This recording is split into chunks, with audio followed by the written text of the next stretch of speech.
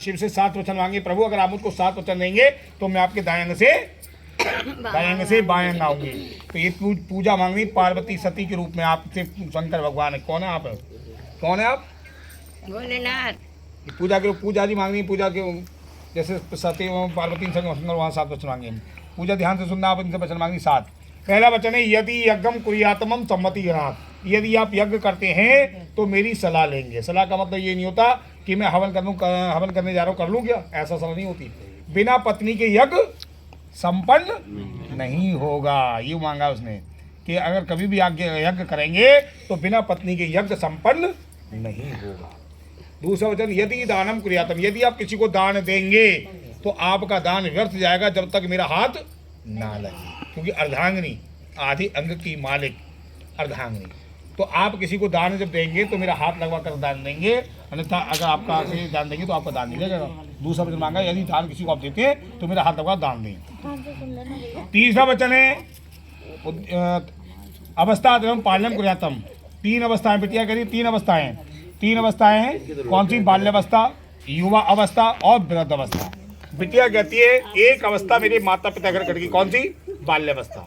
बाल्यावस्था कहते हैं बचपन से कब तक? युवावस्था में आई, जवानी में पता नहीं चला, हंसी खेल कूद में भाई अब तक जो मुझे किसी चीज़ की आवश्यकता पड़ती थी मैं अपने माता से, पिता से, भाई से कहती थी।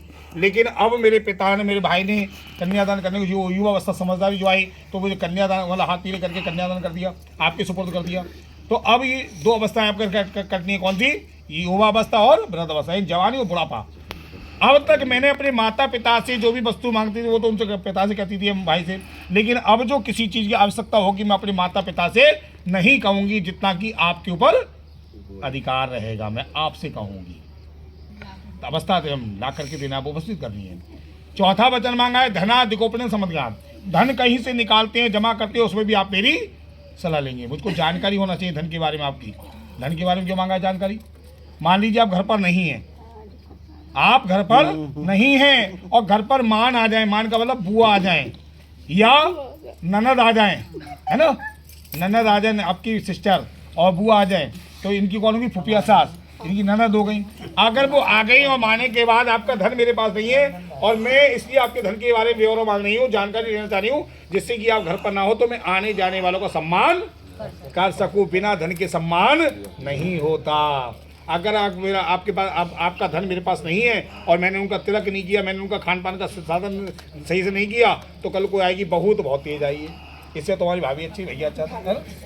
तो इसलिए वो धन आपका मेरे पास होना अति आवश्यक है, जिससे कि मैं आने जाने वालों का सम्मान कर सकूं।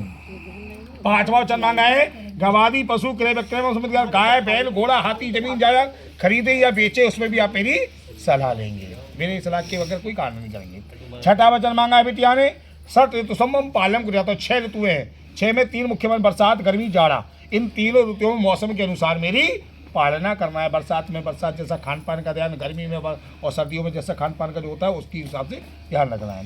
7वां वचन मांगा है बिटिया ने क्या? सखी सुमम हास्यम न कटुवाक्यम न तादाहम भवक्ते आगच्छामि। सखी सुमम हास्यम न कटुवाक्यम। अगर मैं 7 सखियों के बीच खड़ी हूँ, सखी सुमम हास्यम न कटुवाक्यम, अगर वहाँ हंसी वार्तालाप चल रही है, जैसे पुरुष खड़े होते 4 आदमियों में आपस में वार्तालाप करते, पुरुष करते नहीं करते हम लोग हैं।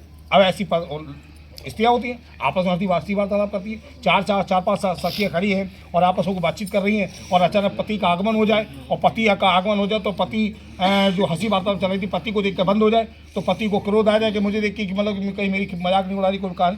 तो वहाँ आकर के आप क्रोधित ना हो, वहाँ आप मुझे कुछ भी नहीं कह सकते, क्योंकि आपका अधिकार नहीं हो कहने का, डांटने का, मारने का, पीटने का, तोड़ने का आपको कोई अधिकार नहीं है। आपको जो भी कुछ कहना एकांत में कह सकते हैं, लेकिन 7 सखियों के बीच कहने को आपका अधिकार नहीं है। अगर आपको 7 वचन स्वीकार है तो मैं आपको दाएं अंग से बाएं अंग आने को तैयार हूँ, अन्यथा मैं अपने माता पिता की कुंवारी कन्या हूँ। स्वीकार है? अभी नहीं, हाथ लगाओ पीठ पे। तुमने तो कर दिया, हाँ, और ठहरो, हाथ लगाओ कर ठहरो।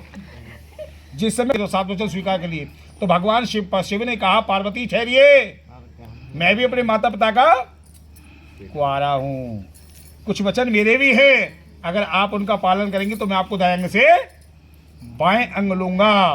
तो कुछ वचन मेरे भी हैं, उनका पालन आपको करना है।